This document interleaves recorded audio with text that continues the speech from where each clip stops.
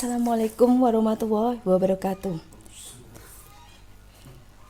Kita lanjut untuk video berikut ini adalah berkaitan tentang desain sistem menggambarkan data flow diagram.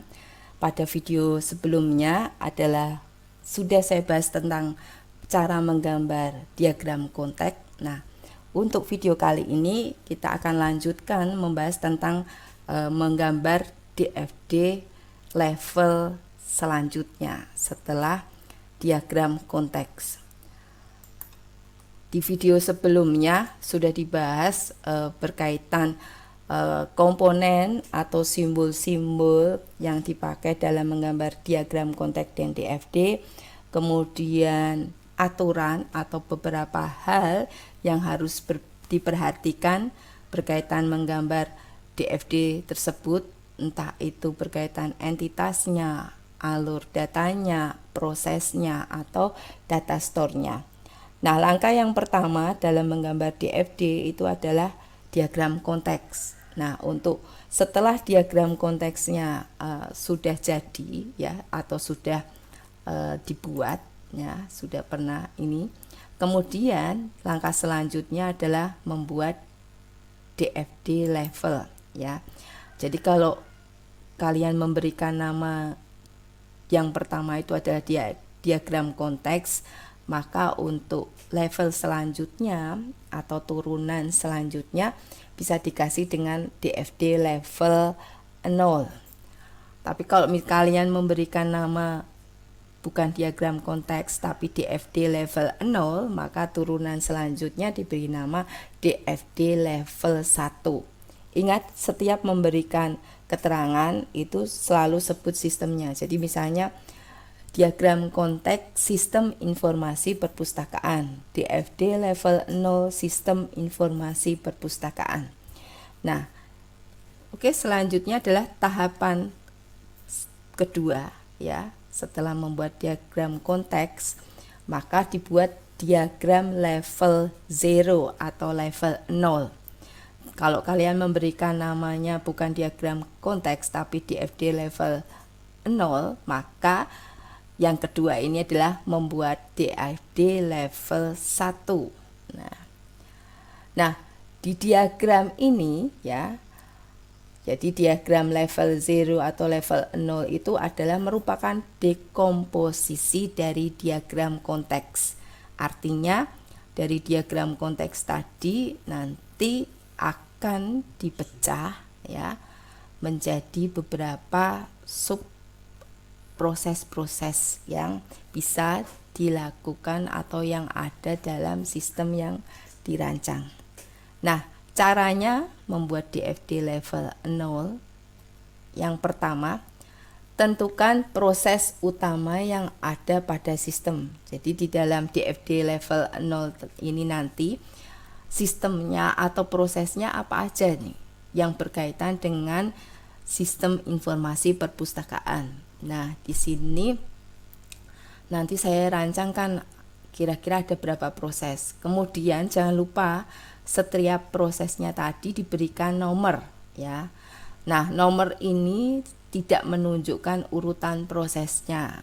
Tapi biasanya yang menggambar emang diurutkan dari atas ke bawah, itu biasanya dikasih angkanya tuh juga 1, 2, 3 secara urut.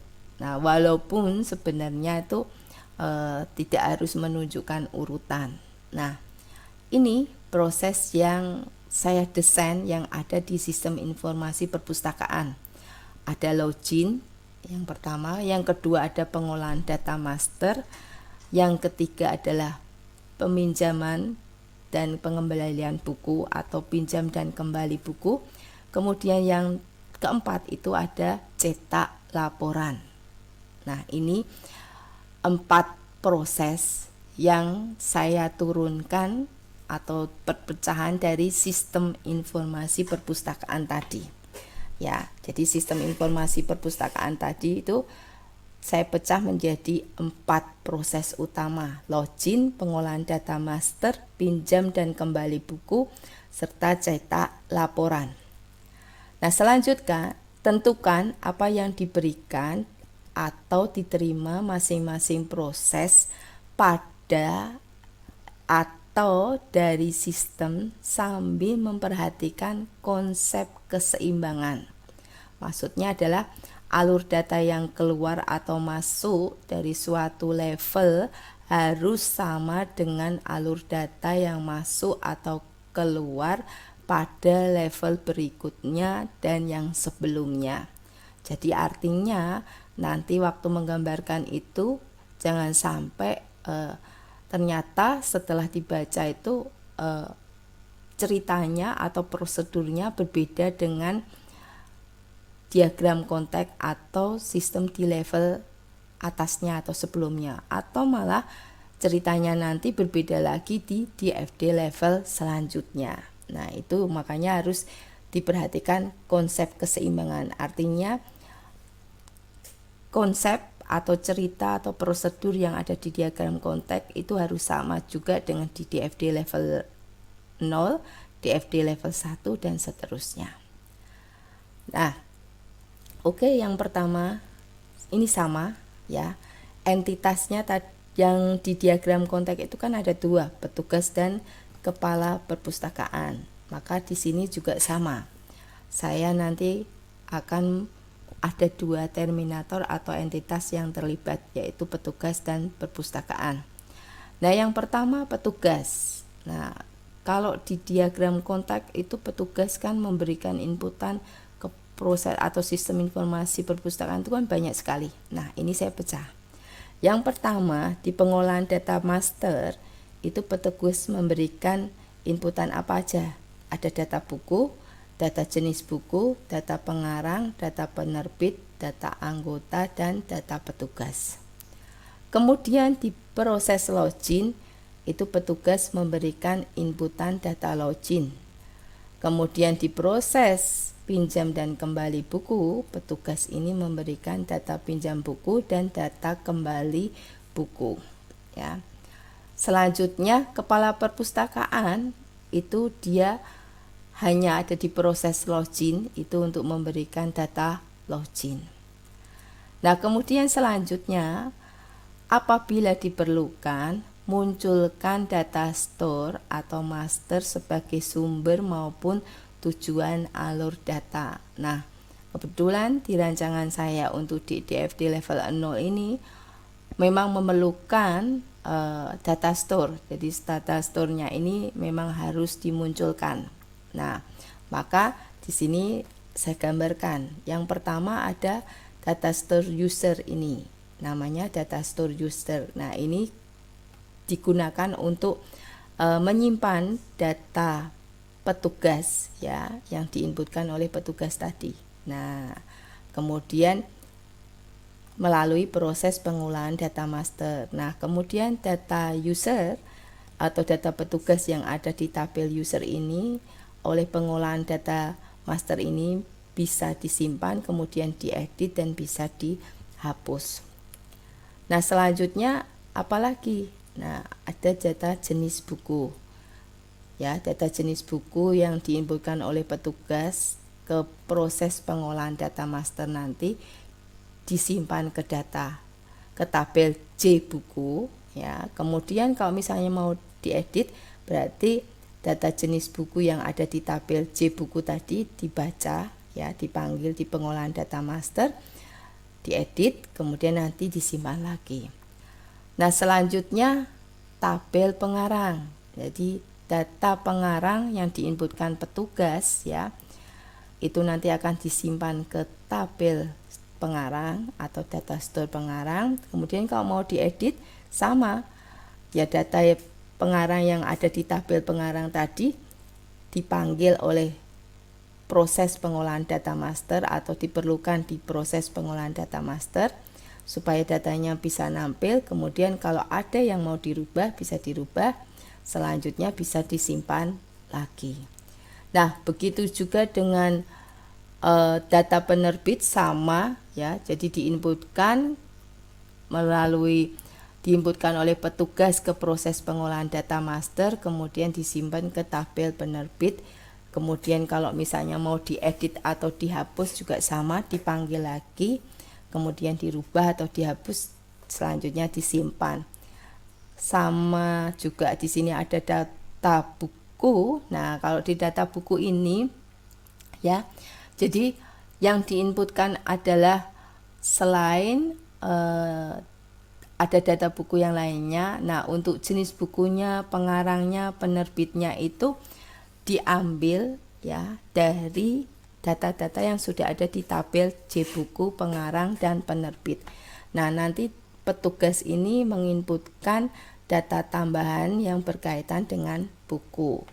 Ya, misalnya tahun terbitnya, kemudian ada narasinya dan sebagainya. Nah, kemudian data buku tersebut disimpan ke tabel buku. Nah, kalau mau diedit juga sama, dipanggil kemudian dirubah baru disimpan lagi. Nah, yang terakhir yang diinputkan oleh petugas ke pengolahan data master itu adalah data anggota. Ya, data anggota yang sudah diinputkan petugas melalui proses pengolahan data master disimpan ke data store atau tabel anggota. Kemudian kalau misalnya mau diedit dan dihapus, itu dipanggil ke pengolahan data master, dirubah atau dihapus, selanjutnya disimpan lagi. Nah, kemudian petugas ini juga memperoleh, jadi di proses pengolahan data master itu dia dapat output atau hasil dari proses pengolahan data master, yaitu apa? Jadi data yang sudah diinputkan seperti data buku, data anggota, kemudian data petugas itu bisa diakses atau dilihat oleh petugas. Maka di sini output dari proses 2 ini, petugas itu memperoleh feedback, bisa melihat daftar buku, info anggota, dan info petugas. Nah, selanjutnya adalah login. Nah, saat petugas tadi menginputkan data login, maka di proses login itu dia memanggil data petugas yang ada di data store atau tabel user. Nah, di proses login ini nanti dia prosesnya adalah mencocokkan antara data login yang diberikan petugas apakah sama dengan yang sudah pernah diinputkan dan tersimpan di tabel user. Nah, kalau misalnya sama atau tidak, maka petugas ini mendapatkan feedback atau output dari proses login itu adalah apa? Info validasi login. Jadi artinya petugas ini dari sistem atau proses login ini tahu apakah loginnya berhasil atau tidak. Kemudian kepala perpustakaan juga sama, waktu dia menginputkan data login, maka data loginnya itu nanti dicocokkan dengan data petugas yang ada di tabel user oleh proses login. Dicocokkan apakah sama atau tidak. Nah, nanti sama, kepala perpustakaan akan mendapatkan feedback atau hasil dari proses login, yaitu info validasi login. Kepala perpustakaan tahu apakah loginnya itu berhasil atau tidak. Nah, selanjutnya adalah ke proses nomor 3, pinjam dan kembali buku. Jadi di proses 3 ini, petugas itu menginputkan data peminjaman buku ke proses 3 ini. Nah, dalam proses pinjam buku ya, selain ada data yang diinputkan petugas, proses ini juga memanggil data anggota yang sudah tersimpan di tabel anggota supaya tinggal mencari anggotanya siapa ini yang pinjam. Kemudian juga memanggil data buku yang ada di tabel buku supaya tahu buku apa atau nampil buku-buku yang akan dipinjam, nanti tinggal dipilih. Nah, setelah semuanya itu diinputkan atau diproses di proses 3 ini, pinjam buku, maka data pinjam buku tadi disimpan ke tabel atau data store pinjam. Kemudian nanti kalau mau ada edit atau hapus bisa dipanggil lagi. Nah, Selanjutnya adalah data kembali buku. Nah, di data kembali buku ini diperlukan data yang sudah pinjam buku tadi. Dipanggil di proses ketiga, yaitu yang kembali buku. Kemudian petugas menambahi berkaitan dengan data pengembalian buku. Entah itu tanggal kembali, kemudian ada dendanya atau sebagainya. Nah, kemudian data kembali buku itu ya disimpan ke tabel kembali atau data store kembali. Dan ini juga sama, bisa diedit, di-delete ya. Nah, selanjutnya untuk proses keempat cetak laporan. Jadi di sini cetak laporan tidak ada inputan karena dia hanya manggil data atau menampilkan data yang sudah tersimpan di data store tersebut dan kemudian diolah di proses 4 ini, cetak laporan yang nantinya bisa diakses atau dilihat. Nah, ini contohnya adalah misalnya di tabel kembali itu berkaitan tentang data pengembalian buku. Kemudian di tabel pinjam berkaitan tentang data peminjaman buku. Kemudian di tabel buku itu nanti berkaitan tentang data buku. Atau tabel anggota itu berkaitan dengan data anggota perpustakaan. Nah, jadi oleh proses 4 itu semua data yang ada di tabel tersebut nanti diproses untuk dicetak. Nah, ya outputnya nanti bisa diakses atau dilihat oleh kepala perpustakaan. Nah, inilah berkaitan tentang apa yang diberikan atau diterima masing-masing proses, kemudian apakah ada data store-nya atau tidak. Nah, di sini sudah terlihat.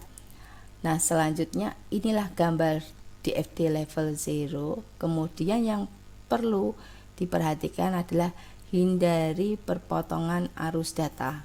Jadi kalau menggambar nanti itu hindari untuk anak panah yang saling berseberangan. Karena apa? Karena ini aja yang digambar sudah teratur aja, gambarnya kelihatan ramai, kompleks ya.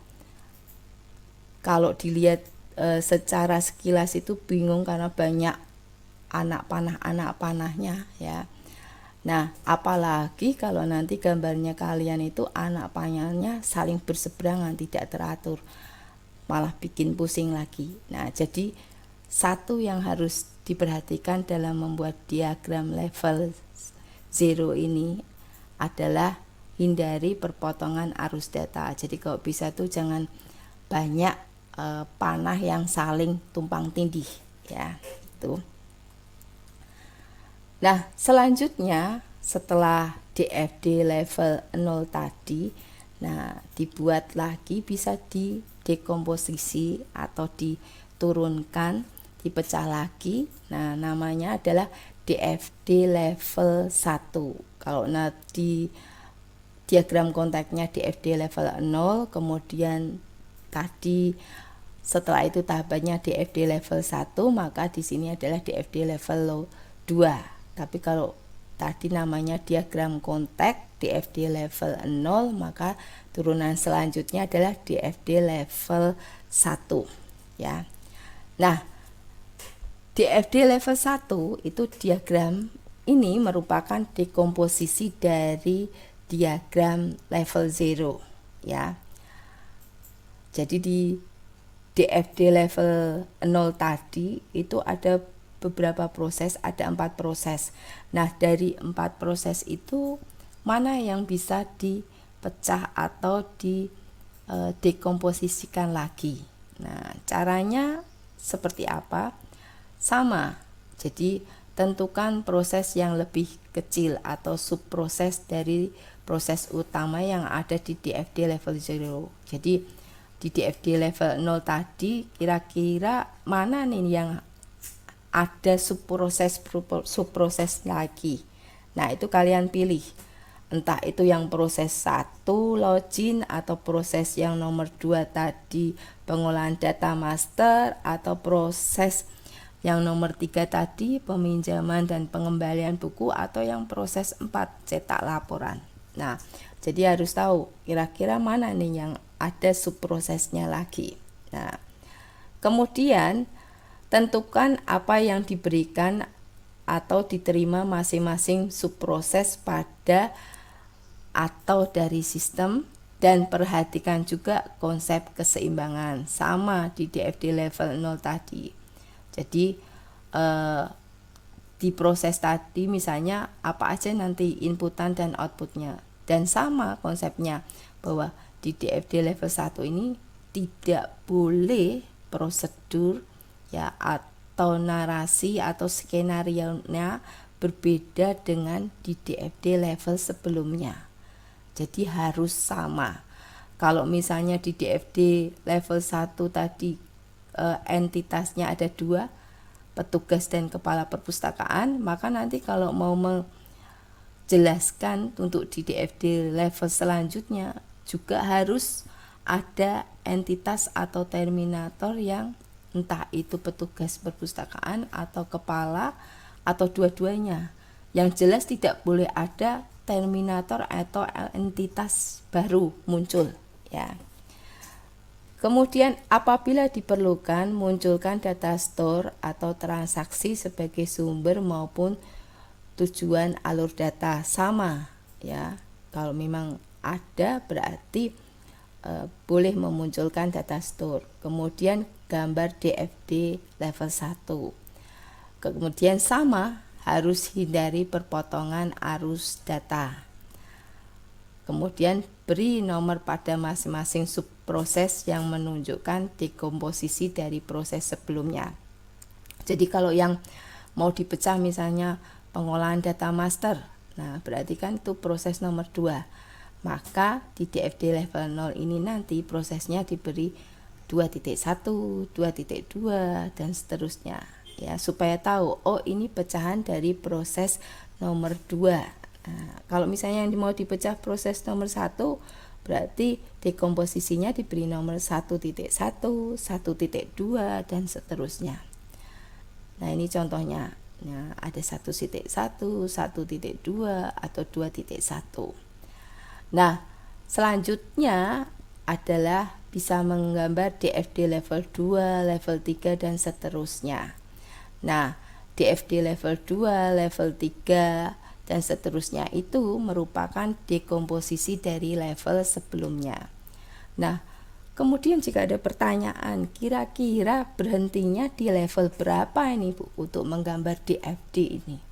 Nah, jadi menggambar DFD ini akan berhenti itu adalah jika di level tertentu itu sudah muncul simbol data store, maka DFD level itu akan bisa dikomposisi atau diturunkan maksimal 2 lagi.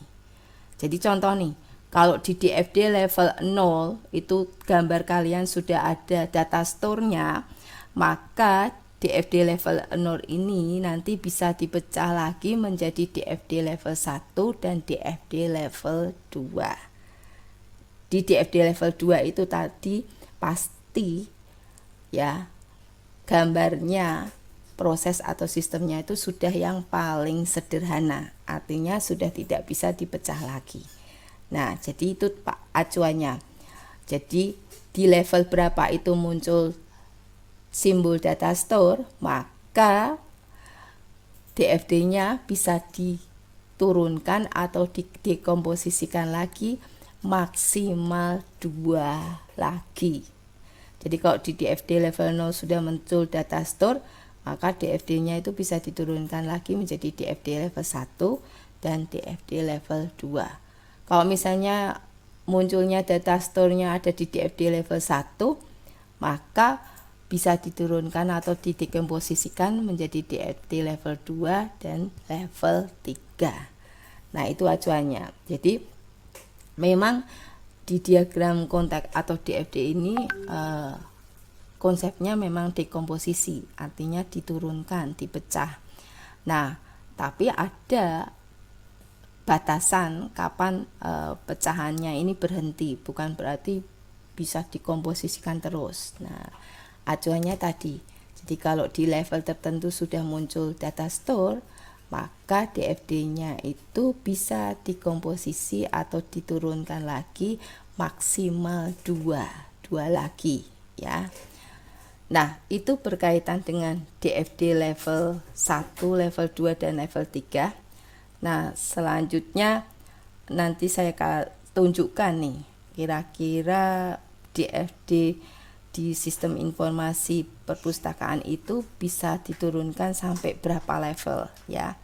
Jadi proses dekomposisi itu dilakukan sampai dengan proses siap dituangkan ke dalam program, atau aturan yang digunakan sama dengan level 1. Nah, sama. Jadi setiap menggambar DFD level-level itu aturannya sama, tidak berbeda.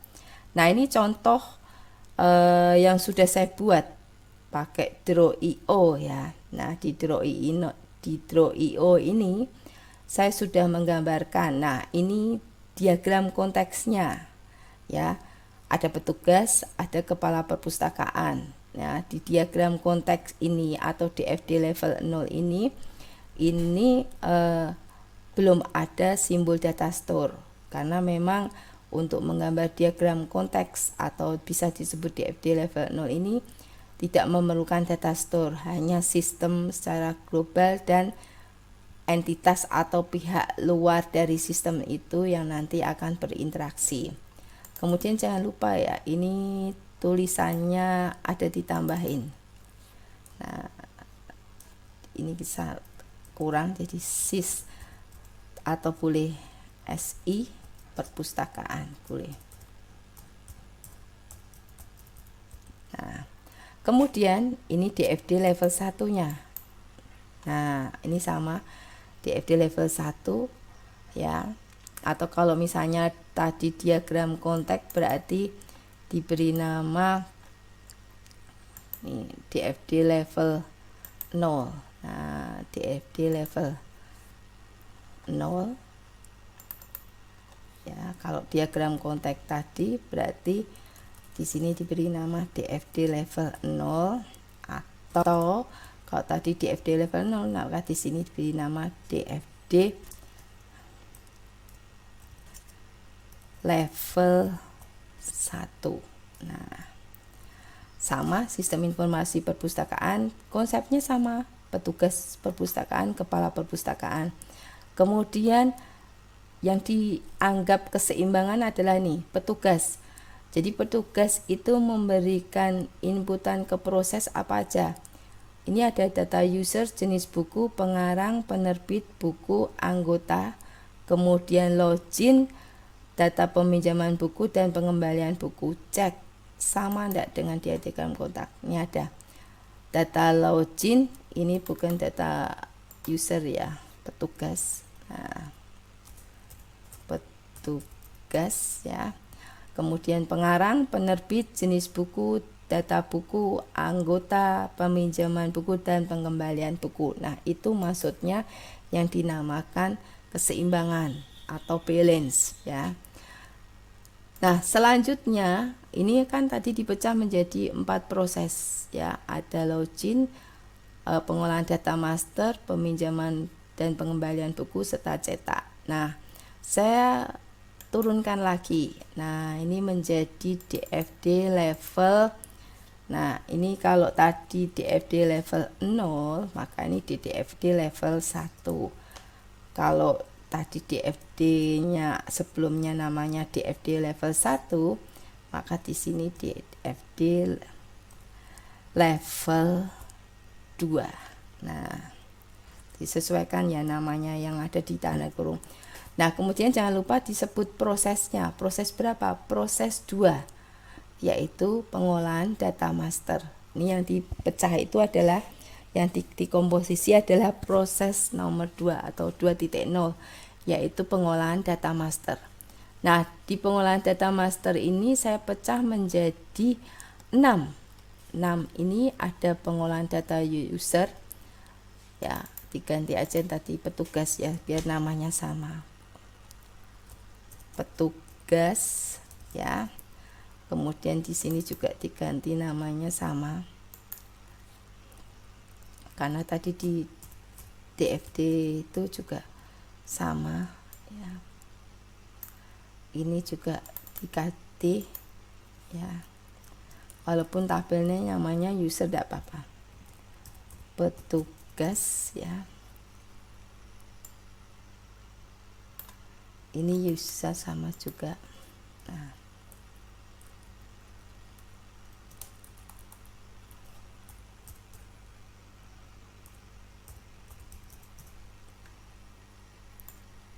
ya, kemudian ada data jenis buku. Nah, ini di tabel jenis buku.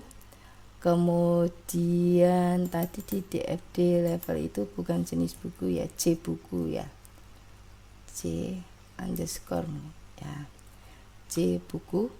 Kemudian pengolahan data pengarang ya.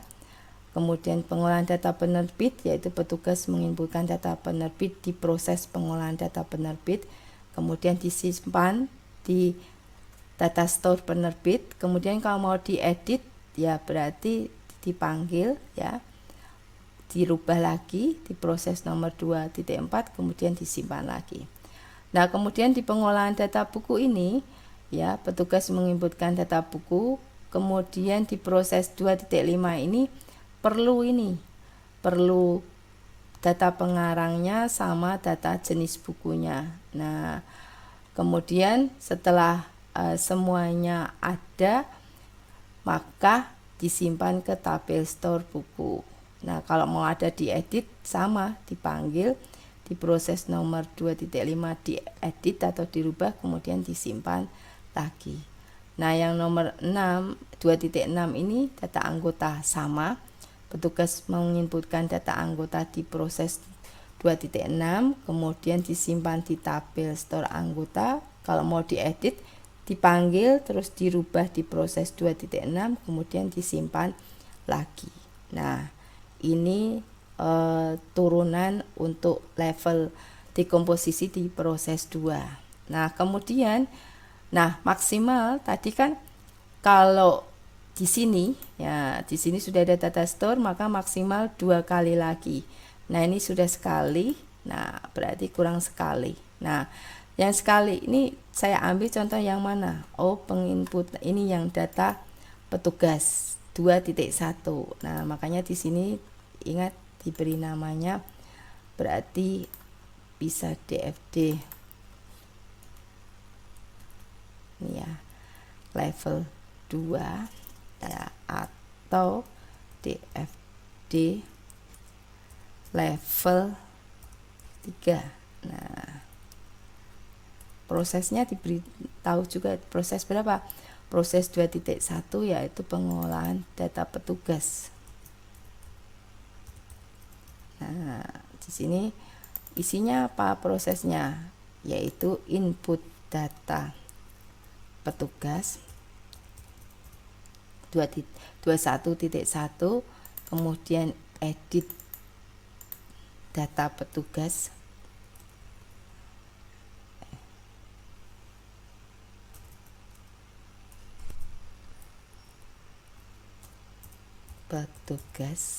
ya, kemudian delete data petugas.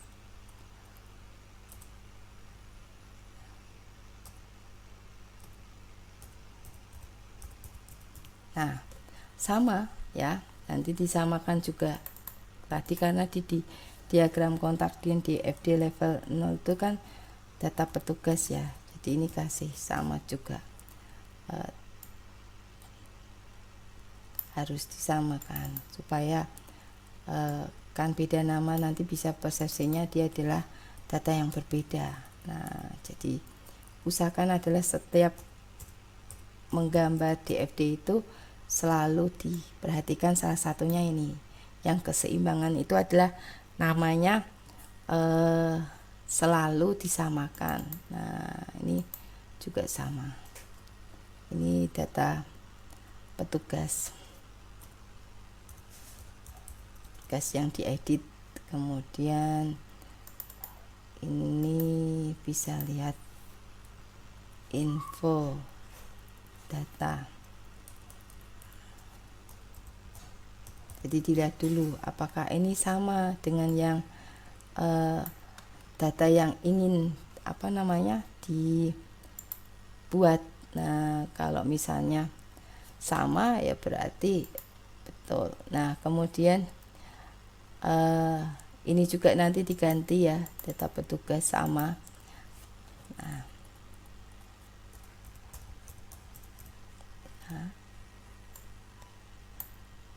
ini juga sama.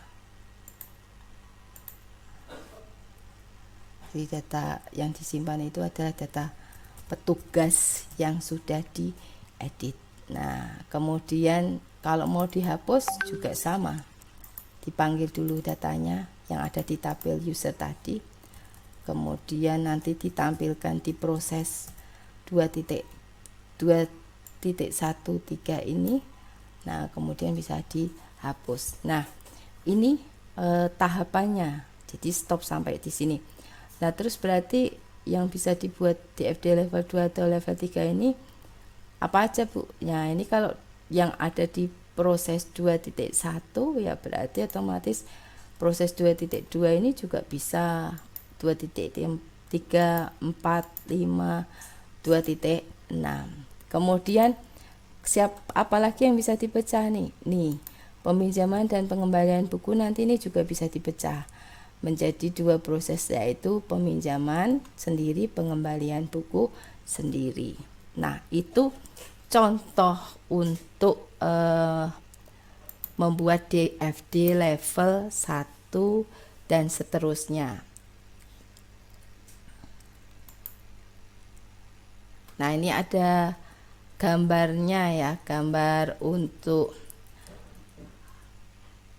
ini levelisasi DFD. Nah, di sini terlihat pertama ini ada proses atau sistemnya utama, ada satu lingkaran, kemudian dia ada 2 entitas, kemudian ada anak panah A, B, dan C.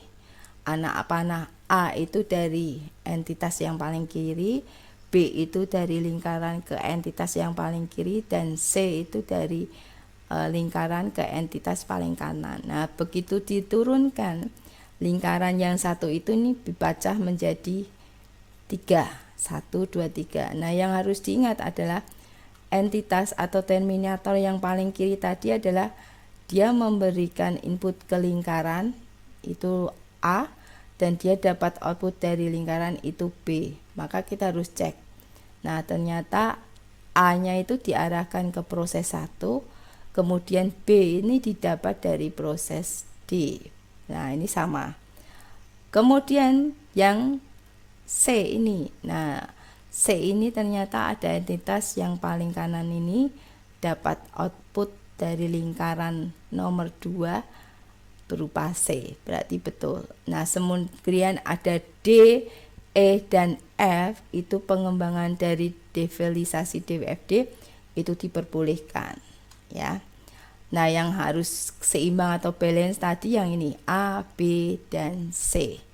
Nah, selanjutnya ini nomor 3, proses nomor 3 ini dilevelisasi, artinya didekomposisi dan dipecah lagi. Nah, dilihat di proses nomor 3 ini, lihat bahwa di proses nomor 3 ini nanti dari proses ini dia memberikan output ke entitas paling kiri.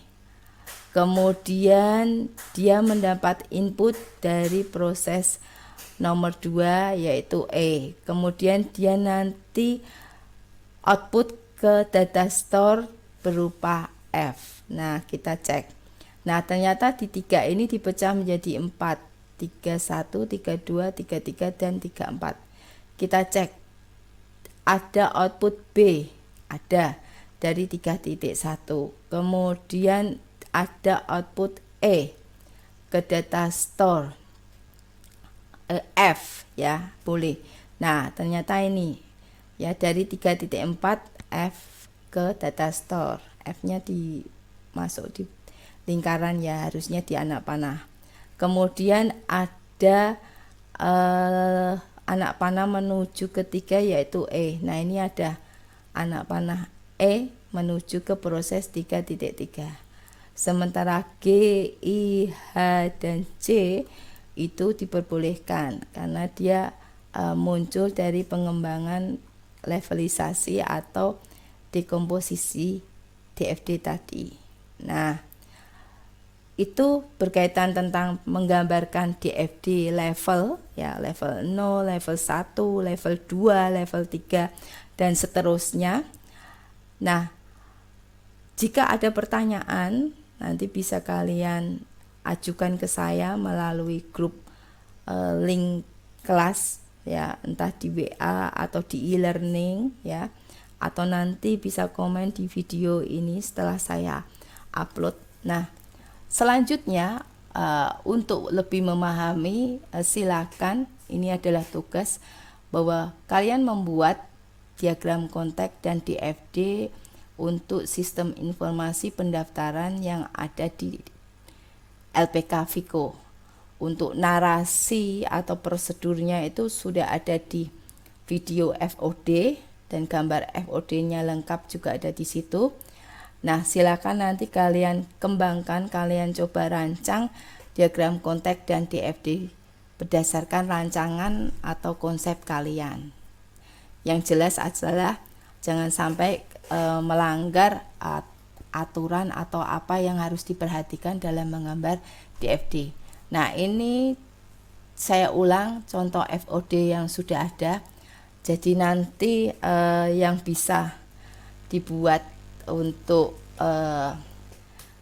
aplikasi itu proses yang mana saja, misalnya mengisi form, verifikasi dan validasi, kemudian cek berkas, ini bisa dilakukan secara sistem. Nah, jadi bisa diganti menggunakan aplikasi. Nah, kalau FOD ini kan masih manual.